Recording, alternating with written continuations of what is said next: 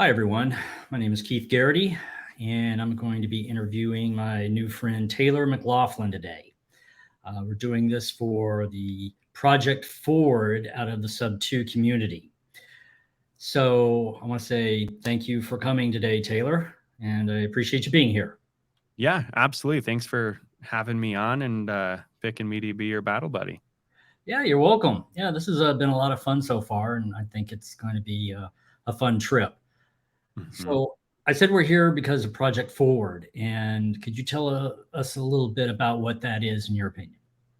Yeah. So, like you had mentioned, we're both part of the Sub Two community, and we've our fearless leader Pace Morby started Sub Two, and he is an extreme visionary for the real estate world and basically all things within that. And he just wants to give and teach as much as he possibly can. And he wants everybody within Sub 2 to be a leader, not only within the community to our, the 10,000 members that we're at right now, but industry leaders. So that way, if somebody needs something in real estate, that they can approach someone in the Sub 2 community and we're able to help them. And anyway, so he has all these ideas, but thought that it would be too much work and that the community isn't ready for it right now. And a few weeks ago, he was down doing I believe it was a private screening of the Sound of Freedom movie with Tim Ballard, and they were with Donald Trump. And Donald had asked him, what's one thing that you're struggling with right now? And he told him that issue, didn't think the community was the filter, or didn't think the community was ready. And what Donald told him was, let the work be the filter. So basically, from that point forward, he's like, okay, I'm going to teach all of these things I know about how to become a leader within an industry. And that a big part of that is personal brand and having a presence on online and social media. So he's teaching us how to basically do all of that, how to create what he calls clones of ourselves on YouTube. So that way, when you and me are sleeping, somebody else can be listening to this conversation and many more things that we have afterwards. And I'm sure he's going to be teaching how to set up our Instagram and all sorts of other things and how to streamline things and not overthink it. That's basically the long-winded answer of Project Forward is how to build personal brand clones and how to use that to create opportunities for you in your life. All right. Taylor, do you have any kind of vision of what your brand may look like in the end? And if you don't know, that's okay. Yeah. Well, I mean, look like at the end of Project Forward, I guess because I don't know how long it's going to go, I don't have an exact answer. But what I would like to use my personal brand for is obviously I'm a real estate agent. I want to use the knowledge that I learned here to continue to help me grow my real estate agent business so I can serve more people in that aspect. Um, and then just build more relationships with more people. I also own a home service business. I want to do real estate investing, and basically everything I want to do revolves around people and relationships. So I when somebody they're like they hear of me or do something, they can look up Taylor McLaughlin and they know, oh, here's who he is, what he does, what he stands for, and I don't have to have the conversation with, hopefully people who are, maybe wanting to work with me or ask me a question in some way, shape, or form. So, yeah, basically I don't have a good answer for that because I don't know how long it's going for. What I've done is I've just committed to doing the work and making it to the finish line with you, whether we're limping or crawling. We'll make it. Yes, sir. So before we go any further, why don't you tell us a little bit about yourself and where you live? You've already told us you're a real estate agent, Mhm. or just anything that you feel like you would like for us to know. Yeah.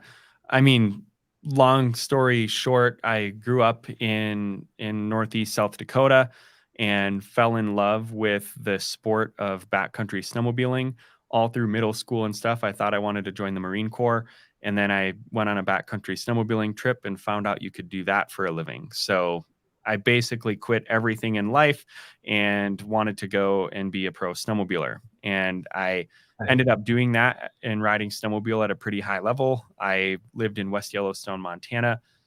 So living in South Dakota or even Arizona, every winter I'd come to West Yellowstone and ride for a company called Ace Powder Guides. I was a lead guide there, riding in the backcountry, and then ultimately rode for a gentleman named Brett Rasmussen, who is an ambassador for Skidoo. And snowmobiling, I was basically living my version of the rock star life, and I realized that that wasn't going to pay the bills. And so I read a book called Rich Dad, Poor Dad a few years prior, and that book basically, well, not basically, it did change my life. And a couple of the lessons in there was, one, it taught you how, the four quadrants of being an employee, a self-employee, a business owner, investor, and how to move from one side to the other. So I decided I wanted to do that and do real estate. And so when some things changed in the snowmobiling world for me, I moved here to Bozeman, Montana, and didn't know anybody. Got licensed in real estate. That was back in early 2019. And I just started knocking on doors for my real estate business, and, got plugged in with my church, did a lot of serving opportunities, and just slowly started building more relationships with people here in the Bozeman community. And God has totally provided for me and given me a lot of opportunities. And so I get to be a real estate agent. I own a home service business as well. It's called Fresh Perspective. So right now we do window cleaning. This winter we'll be doing Christmas light hanging, and we'll also be launching just other things within the home service space. And all of that is to be able to build a real estate portfolio between my agent business, Fresh Perspective. I'm going to build a real estate portfolio that will be able to, fund my life, and then be able to go fund a lot of my friends who are doing different mission work and give back in a lot of ways. Yeah, that's the very short answer. Went from snowmobiling, wasn't going to pay the bills, got into real estate. I get to help people, and it's been a lot of fun. Yeah, that's quite a trip there, snowmobiling. Quite a journey. It's amazing how, looking back on your life, you're like, well, how did I get here from there? But it's, when people say, everything works out, for most people, I think it kind of does if you just let things happen and you meet the right people. And that's a very, very exciting. I didn't know that. We've only been talking for a couple of weeks. Yeah. And, didn't know you are a rock star, snowmobile driver. Racer. Do you even know what snow is down there in Atlanta? Oh yeah, we get it. Yeah, we get like a huge snowstorm or ice storm like once every 8 to 10 years. Okay. And it's just a disaster because we have nothing, you just basically have to stay at home. Yeah, it snows half an inch and they just shut everything down. Yeah, they can't send the kids to school because those will slide all over the place, and they can't afford one to, not make it. Oh yeah. But yeah, we have it. The first time I went to my father's ranch over in Bridger. The second day I was there, we went to a cattle branding, a bunch of friends around, and I got sunburned. It was hot. The next day I wake up, literal blizzard. And I'm not talking like a half inch. I am talking like thick. I was like, well, where is this? I've never seen weather like that, going from sunburn to being in a blizzard within 24 hours. It was yeah. So, but Montana is a beautiful state, and you're very lucky. Yeah, it absolutely is. I wouldn't rather be anywhere else. Okay. So, why don't you, or do you, I've got a question for you as a real estate agent. Yeah. And sometimes I forget to ask other agents, but since this is kind of a real estate, investment situation that we're talking about, you and I are, how would an investor approach and work with real estate agents in a way that they understand? Because they don't seem to understand the concept of real estate investors, and that we could be repetitive clients and they could make, more money instead of having just one-offs all the time. Do you have any advice? Man, yeah, that's a good question. And there's so many nuances that are within that. So I'll repeat the question back to you. How can an investor best approach a real estate agent to create a mutually beneficial relationship. Mhm. Right. Okay. So what I would probably, recommend is, first we have to realize, and it's like this on the investor side and it's like this on the agent side, is that people aren't created equal, right? There's fantastic police officers and then there's some trashy police officers. So there's going to be some fantastic real estate agents and then others that are not so good. Mhm. A real estate agent, according to NAR, it's like it's like 92% of agents or something don't make it past the first 2 years. So if I was an investor and I was going into a new market and I wanted to find a real estate agent, what I would do is I would just start Googling what brokerages are in the area. From there, I would call the broker. I'd have a conversation with them. I'd ask what types of clients do they usually work with? For example, here in Montana, yesterday I was with a real estate agent named Michael, and he only does commercial real estate. Like, not only, but that's his main thing, and his bread and butter is commercial. There's other people who specialize in land. When it comes to the investing side, is I would be like, okay, first, what am I investing in? Am I investing in commercial real estate? Find somebody who, let's use residential because that's what we're both in. Okay, Mhm. that's what they focus on. Now, what types of real estate investors have they worked with in the past? What did that relationship look like? Right. And so I'll answer it from my perspective, how I perceive it when I'm working with real estate investors. So when I work with the real estate investor, it it needs to be a two-way street. And so the first thing I would say is get really clear on your buy box. Have an idea of, okay, I want a home that's either in this general area, that's in this price point with this bed and bath count. And then I would say, okay, as an agent, I'm going to, at my office meetings, I'll be asking for, any potential off-market opportunities, listening for that. There are quite a few transactions that will happen before they even hit the market, just from those agent relationships and the clients Mhm. that they have. Yeah. So first would be getting clear on your buy box. And then it would also be with the investor understanding that not we, well, yeah, good agents, we have a lot of different clients, right? And so my question to put back on the investor, and I ask my clients this, whether it's an investor or not, is how do I win with you? What are the types of things that you're expecting from me, Keith, as your real estate agent? Because every real estate investors might expect different things, right? One investor might be like, "Yep, set me up on an auto email alert from the MLS, and I'll call you if I need you." Other investors might be like, "I expect you to be knocking on doors and finding opportunities, and then underwriting the deal and sending me the deals that you underwrite."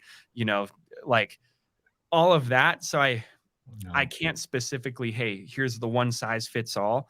I would first get clear, okay, what are your goals? At least have your buy box.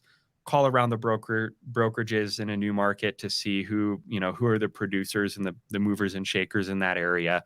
Okay. And then just get really clear, what do you expect out of me, and vice versa, right? Because there's some clients that I'm just not the right fit for. There's a lot of them that I think that I am the right fit for because I'm good at what I do, Mhm. but I there are clients in the past that I've fired, and because they, on both ends, we can just have unrealistic expectations. And in my I'm not even going to get into that story. But yeah, just get really clear on what are you expecting out of that real estate agent to make sure that it's a mutually beneficial relationship. And for me as the agent, I at least want to have you be very clear on your buy box and being financially qualified. And then we can figure out what our specific win-win looks like. So that's a broad answer. Can't answer it like here's one size fits all, but just making sure it's win-win.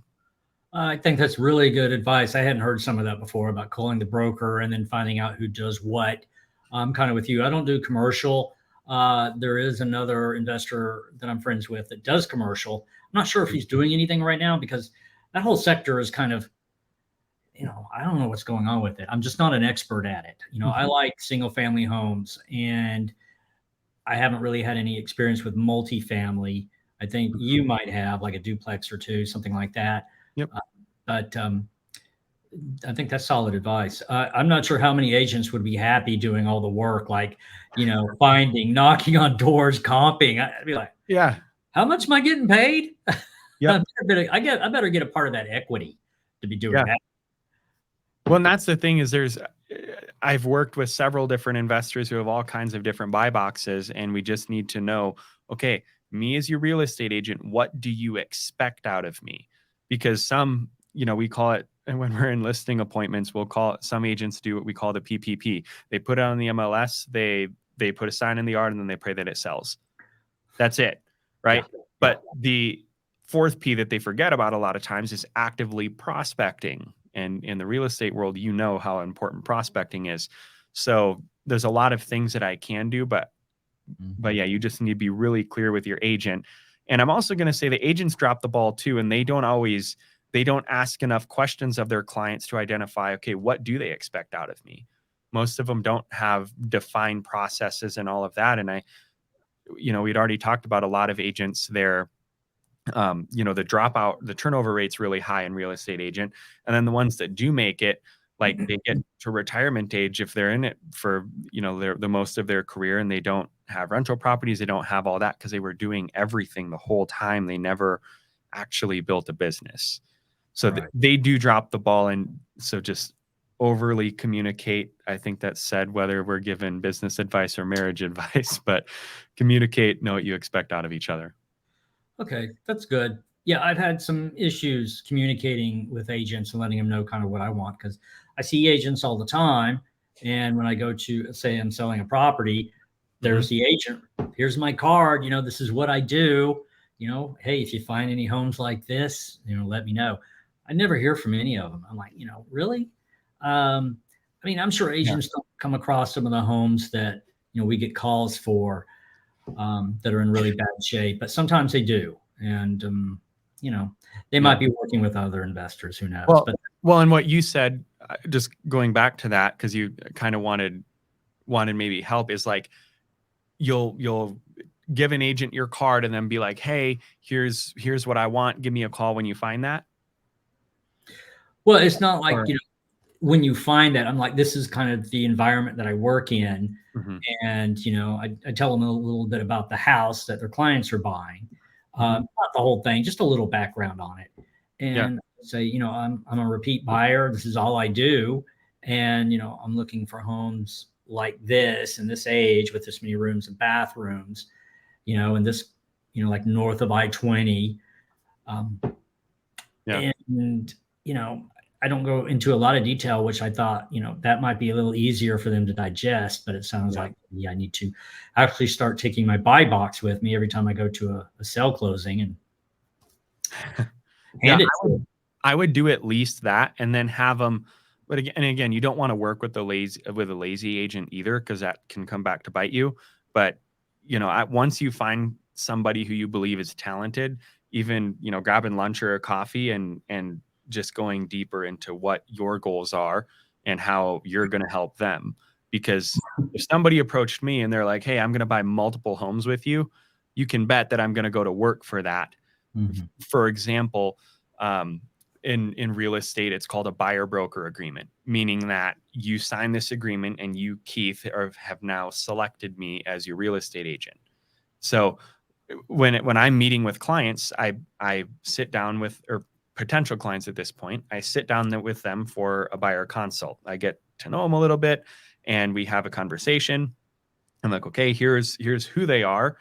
Here's what they want. And even more importantly, why they want what they want. I have a full understanding of all three of those things. Once we have that conversation, then we shift into, okay, here, Taylor McLaughlin with the Harris Group here at Keller Williams in Bozeman, here's my buyer success program. I have a very clearly defined process of how I represent the buyers that I work with to help them move into the home that fits what they're looking for. And at the end of that, I would hope that they see the value in my buyer success program. That's very clear. It works really well. And then we have a conversation of, okay, here's time to select me as your real estate agent. And so basically how I go about that is I pull out the buyer broker agreement, because now I've showed them my value. I'm going to work harder for them when they ask to work with me, right? If so, what I pull out and we have, okay, here's this is the fun part. So Keith, here what I have is I call it the commitment agreement. I, Taylor, give 100% commitment to you. And so wouldn't you agree that it's only fair that you give 100% commitment to me? If I before I even do that, I say, does my buyer success program, all of this, look like it would help you get the home that you're looking for in the smoothest way possible? They're like, yeah. If they say no, we have a different conversation. If they say yeah, great. Commitment agreement, buyer broker agreement. And then if people are like, oh, I don't want to sign that, I'm talking with 6 real estate agents or whatever, that's wonderful. At the end of the day, only one agent gets the opportunity to help that client through the transaction. Okay. And so if you can't commit to me, I can't commit to you. Granted, that's in a traditional purchasing a home to go live in a primary residence situation. My friend Logan Manzanares, he's in the real estate or the sub 2 community as well. And I had a conversation with him. He does a lot of investing here. And I had mentioned the buyer broker. He's like, I only commit to my wife. I'm like, fair enough. But I know that he is loyal to where if I bring Logan a deal, he's Right. going to work with me on it. Right. So yeah, just getting really clear on here's what I expect. It's mutually beneficial for both of us. And if it's not, then we shake hands and part as friends. Okay, well, how does that work in, say, a metro Atlanta area where there's literally thousands of agents? I mean, committing to one like that, Yeah. I mean, what do you think? I'm not sure if that's practical. Yeah. Signing an agreement. No. Yep. And I do think it through a different lens because I'm in a much smaller market than Atlanta. I mean, in our whole Gallatin Valley, I mean, we have right around 100,000 people maybe. And it's expensive. 788,000 is the median home price as of last month. Hmm. So if I was going to go invest into a new market, if I was looking to buy a home as a personal residence, I would find a high producing agent. You can say that I'm biased because I am with Keller Williams, but I fundamentally love Keller Williams. They're amazing. I would find a high producing, talented agent who, does a lot of production at a Keller Williams and work with them to buy a primary residence. If I was an investor, I would basically market to the real estate agents, hey, here's who I am, here's what I do, and here's how I can help you. Okay. Because, for example, I own a home service business, Fresh Perspective, where we do exterior cleaning, maintenance type services. And real estate agents, they're a funnel to feed me business in that. So this has been our first year. I just manage it. And I have a business partner, Ira, who's also sub 2, who's actually in the field and is building it with me. But this winter, as we prepare for our second season next year, I'm going to help come up with the most productive way to do it. But Ira's going to be going to real estate agent offices, basically saying, we're a Fresh Perspective. Here's the problems that you guys run into as real estate agents, and here's how I can solve that need. Right. So as an investor, I would do a ton of marketing of, your problem is your listings sit on the market for 6 months and they don't move. Here's how I solve that problem. I'm able to buy a home in cash and close quick. So I would market to agents because in that sense, the agent is your customer, right? And they're going to give you the opportunities when they do that. So as a wholesaler, I probably wouldn't commit to one agent either. I would be marketing to them so they start to bring you deals.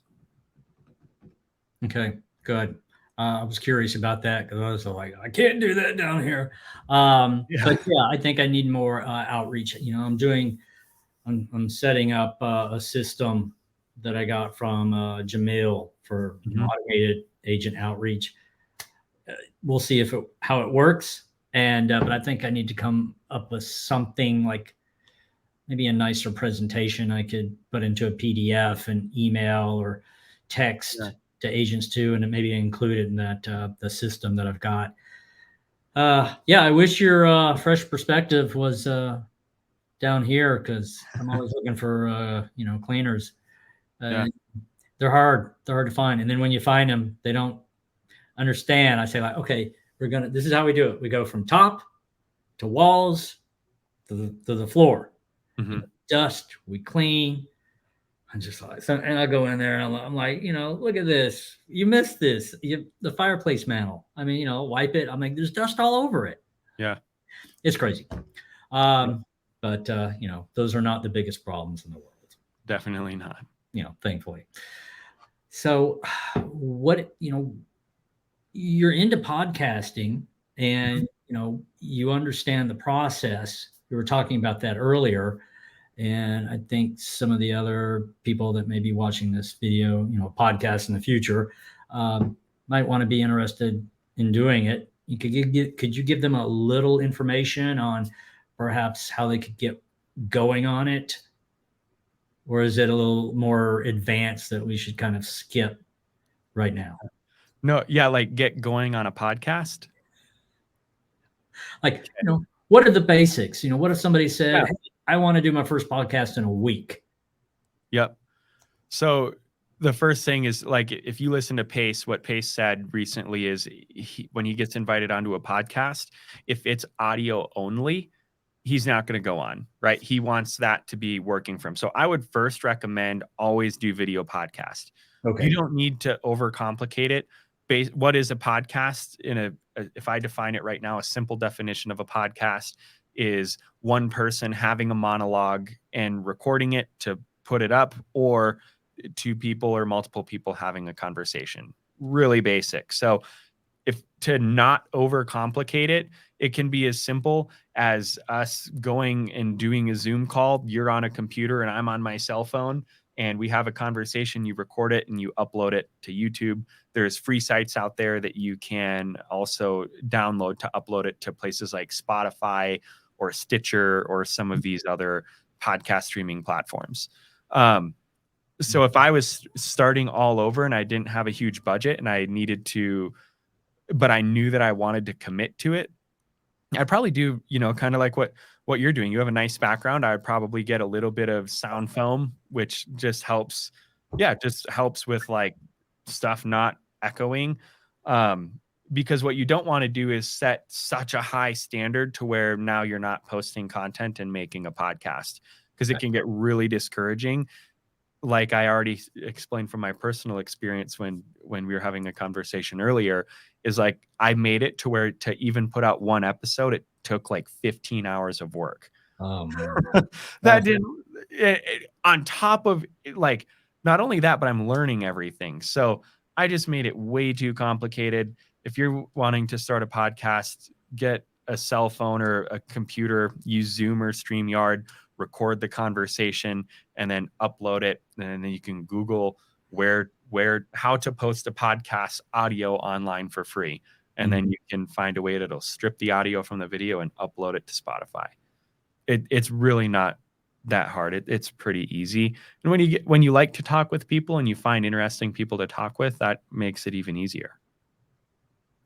It does. I think the technology is just recently, maybe, I'm not sure how long StreamYard had been out. This is what I'm using right now. Yep. StreamYard. But yeah, it's something where you need a professional team is a bit over the top. Yeah, it definitely is. So since you're going to be getting back into podcasting, and let's just say it's 6 months from now, what is your podcasting going to cover? Do you have any ideas? I mean, that's like, we just got started on this, so you may not have an idea. I've got a few ideas myself, but what does it look like when somebody clicks on one of your podcasts?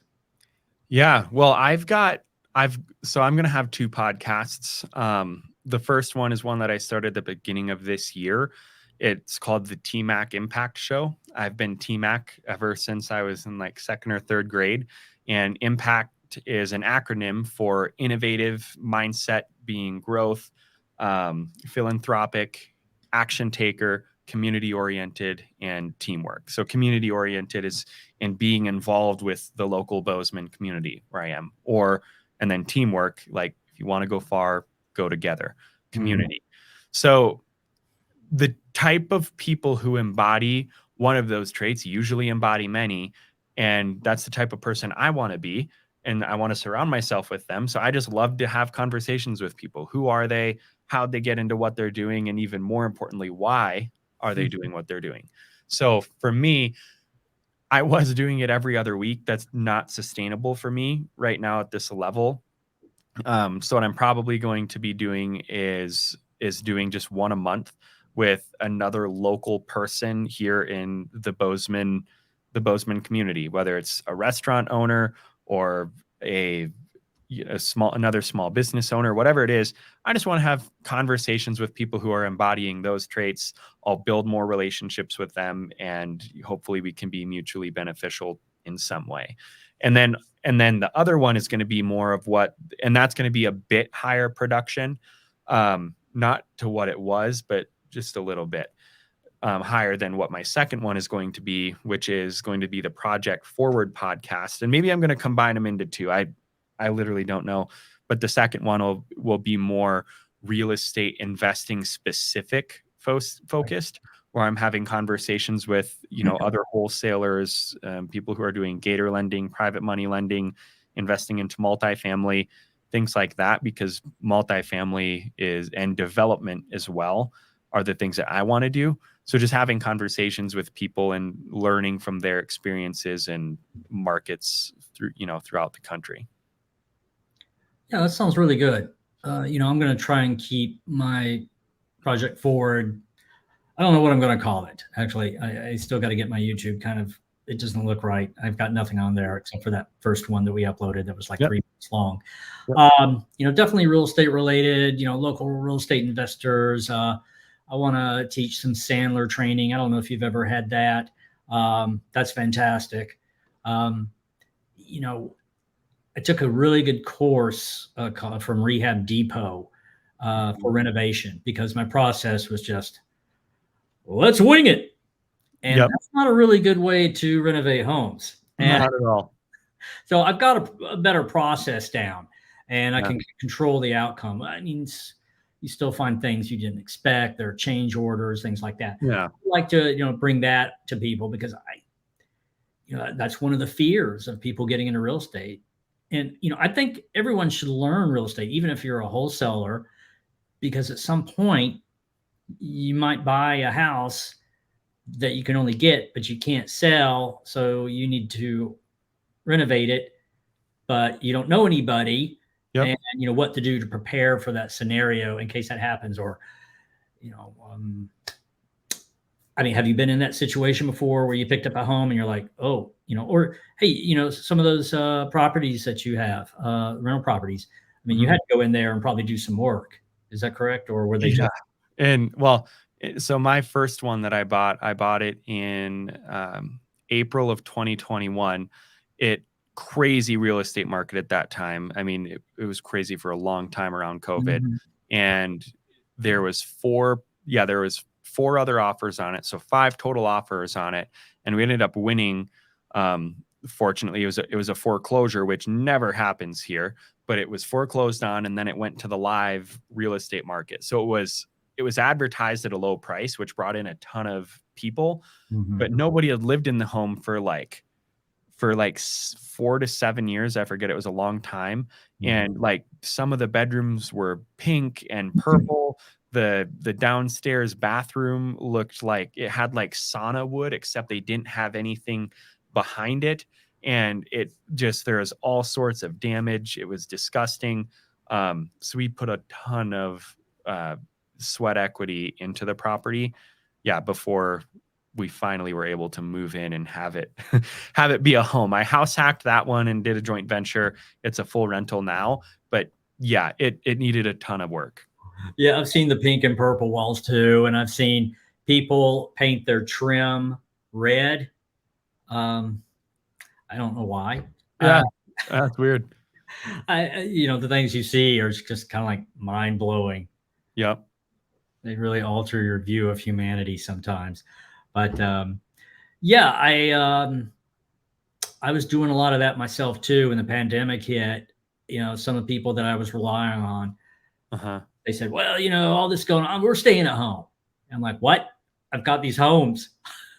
Yep. So I found a handyman, and I was out there, and I've been learning a lot about home repair, which is great. Yeah. But man, I was swinging hammers left and right. I had a home in Carrollton, which was about an hour and a half from my house. Then I had to go up to Jasper, Georgia, which was Mhm. about a 2 hour trip. That's up in the mountains. And Yep. then drive home, that's another hour and a half. So I was working like 12, 15 hours a day, and what, 5 hours of that was driving. Uh, Yeah. this was daily. I mean, for like several months, I Yep. was thought I was going to go bananas, Mhm. but it all worked out, and Good. success was had, money was made, everything was good. Yep. That was a real learning experience. That's All awesome. right. Well, do you have any comments for us before we end this podcast? No, no, like I said, at the beginning is we're doing this from the inspiration of Project Forward and committing to making it to the finish line on that. So I'm just looking forward to, continuing get to work with you as we are accountability buddies, battle buddies in this. And yeah, I'm just excited to see what's in store for us. This will be an interesting trip, and I'm looking to see what the end results are. I think they're going to be, I can't even imagine what it's going to look like. But I Mhm. appreciate you being here with me, and Yeah. this was a great conversation, and I appreciate you talking to me. Yeah. It's my pleasure. Thank you, Keith. Thank you. Take care, Taylor. Yep. You too. Bye bye. Bye.